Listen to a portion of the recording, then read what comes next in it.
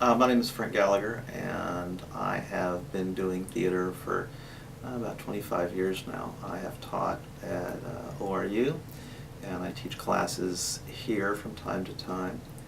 And for most of the last 22 years, I've actually made my living teaching theater or doing theater. I've taught college students, I've taught high school students, I've directed preteens, teens, and adults and seniors, so pretty much the whole gamut. My theory, my philosophy, I guess, of art and theater in particular revolves around three things. And pretty much everybody who knows me or has ever done a play with me has heard this repeatedly. But for me, theater is about creativity, it's about community, and it's about expression. Now,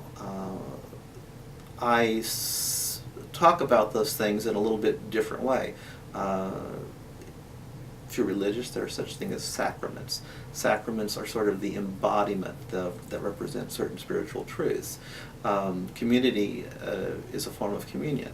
Okay, the theater is a form of communion. Okay, and yes, it's the value of community, but the act of theater is sort of a sacrament of communion for me. The act of theater is a sacrament of confession, which is an aspect of expression. Okay, we're always looking to express the positive parts of ourselves. It's the parts that maybe aren't so positive, or that are somewhat, that we're maybe a little ashamed of, or that we're a little embarrassed by, or that we don't necessarily like about ourselves. Those are the parts that theater allows us to express, to sort of bring out into the open and become vulnerable, become more honest with people that we would be in everyday life. And creativity, creation. It's an act of creation. That's a sacrament. It is better to create than not to create. It is better to create than to destroy. So those are the things that I keep coming back to in theater and doing theater and teaching theater to others.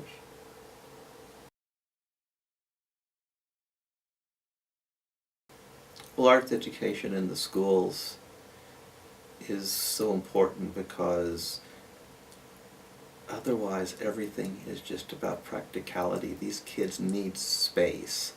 They don't need more homework assignments. They need space to find out who they are. They need space to explore the idea of relationship. I just think the arts does so much, especially from preteen to teen, because this is when they are maturing and finding out about relationships. This is also when they need a group, community part of it. Not everybody's a football player.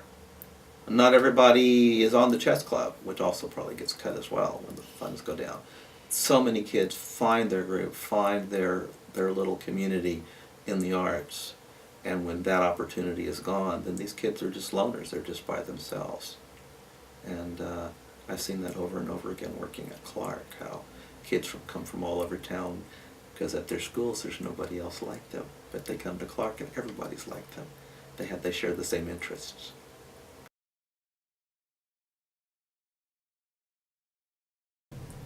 He had extremely high standards, was himself a very creative person, extraordinarily creative person. And I learned mostly simply by watching how he worked. He wasn't the nicest person in the world. A lot of teachers aren't. You don't have to be. You don't have to be mean to be a good teacher. But he wasn't about trying to make the students happy. He was about trying to show what creation was and show what commitment was. He was extraordinarily committed to his own art. He expected us to be committed to whatever it was that we were doing. The one thing he wouldn't put up with was a lack of commitment, a lack of desire to do your best. That's something that can translate into any classroom and at any time. He could have been a nicer person and he could have been a happier person, but the one thing that I took away was with enough desire, with a strong enough impetus behind you, you can do things that you wouldn't have believed possible.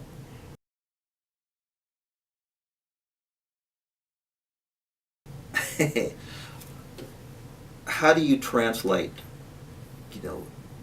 creating that standard of excellence. How do you do that as a teacher? There's different aspects of being a teacher. And as a theater teacher, part of it is directing.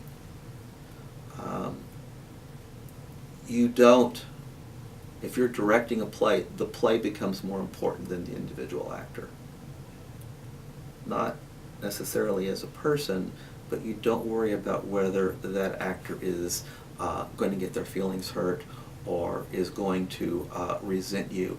What you really are trying to do is take this group of people and do something that would be beyond any individual, because the group can do more than the individual. And so setting your standards high, pushing, and knowing what makes a good play, okay, is a big part of it. That's where you should be learning that in school. Okay, if you're learning to be a teacher, you're learning what makes art good in school. But not compromising as much as you can, realizing where their limits are and pushing them to the limit. Okay, you can usually do that without getting anybody upset. Not necessary to get people upset, but it's harder because it's easier to slack off just a little bit and say, well, that's good enough.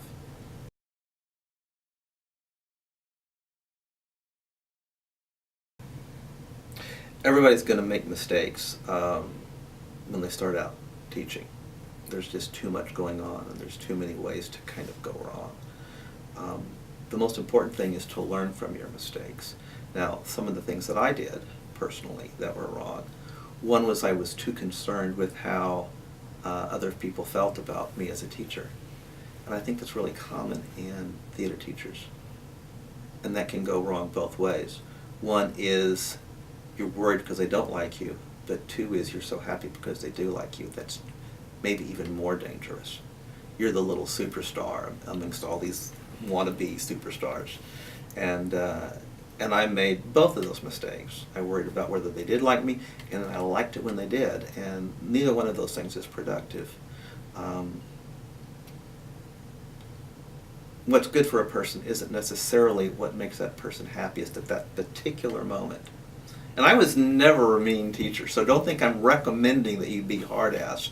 What I'm recommending is that you be honest and you look at it and say, you know what, this play could be better if you were just a little different, and not being afraid of that.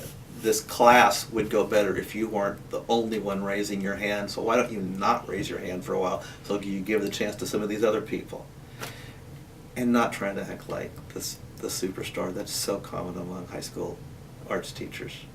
It's really common. I see it all the time, and it's not a healthy situation.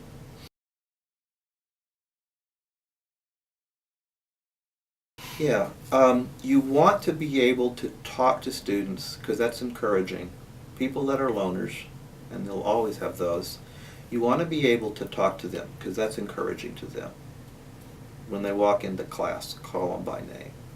You don't have to call the social person by name because they're already talking to you. But, you know, Joe is a shy guy, and you need to call him by name. Joe, how's it been? You have a good weekend?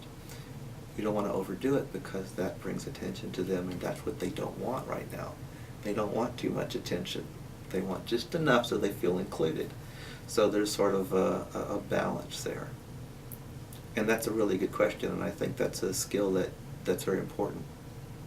Because a class that's split up into lots of different little cliques, where it's just friends, that's not a healthy theater class, and you won't have healthy plays.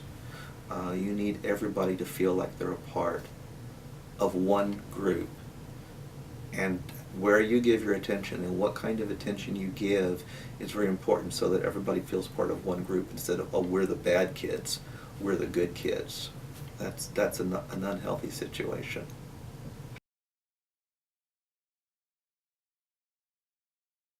I heard a director talk about her rehearsal process as a point process. And the idea here is that she gives them lots of little points early. And so there's a point about a character. Okay, you're poor, so you are used to speaking in a way like your neighborhood, so that's a character note. There's motivation. Your motivation isn't money in this scene, your motivation is love. And then there's a point about posture. Okay, see, these points can be anything. You slouch. Okay, and then there's a point about voice. You're afraid to raise your voice, so you never really shout, okay, because your character would never do that. So you just give lots of information. You don't overload them all at once, but relatively early in the process, they get like a picture. It begins to assemble. Like all these points suddenly begin to make a picture. And over the course of the rehearsal process, that picture begins to fill in. And it is easy to give too much, and sometimes I do that. I give too much information. But everything is legitimate. Your motivation, your what you physically look like, everything's, your emotions, your thinking, everything's fair game for the point system. It just kind of just begins to add up. It's like connect the dots, I guess. That's what it was. It was a connect the dots system is what she called it. So I try to do that. I think that's been very useful. But it also does one thing that's difficult. You don't get things falling into place until late in the rehearsal process.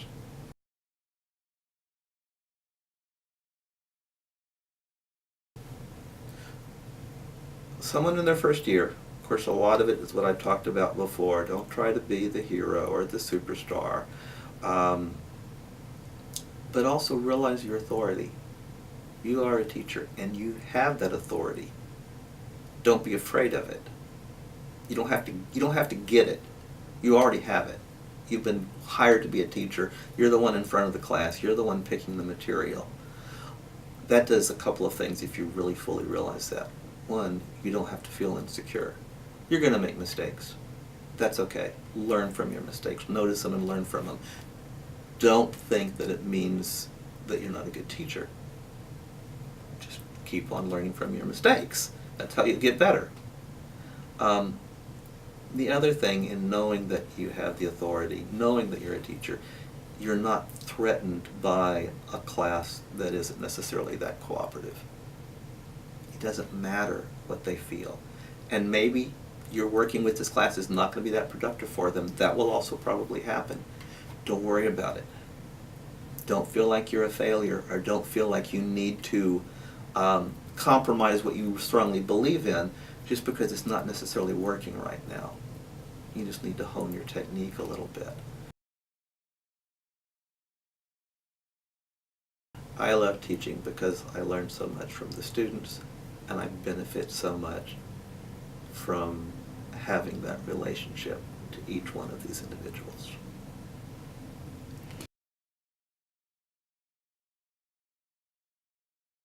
Fine arts are important because it's where we can form our community and be a part of something larger than ourselves. It's where we can be creative and make something. And it's where we can express ourselves and be honest.